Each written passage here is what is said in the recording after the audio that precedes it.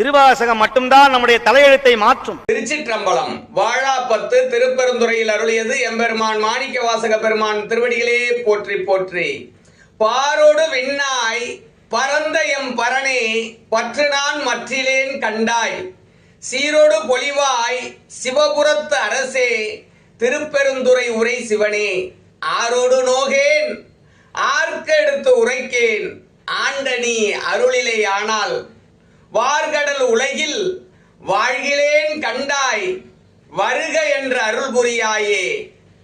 பாரோடு விண்ணாய் பரந்தயம் பரனே பற்று நான் மற்றிலேன் கண்டாய், சீரோடு பொலிவாய் சிவபுரத்தரசே திருப்பெரும் துறை உரை சிவனே, ஆரோடு நோகேன் ஆர்க்கெடுத்துரைக்கேன் ஆண்டனி அருளிலையானால், வார்கடல் உலகில் வாழ்கிலேன் கண்டாய் வருக என்றருள் புரியாயே.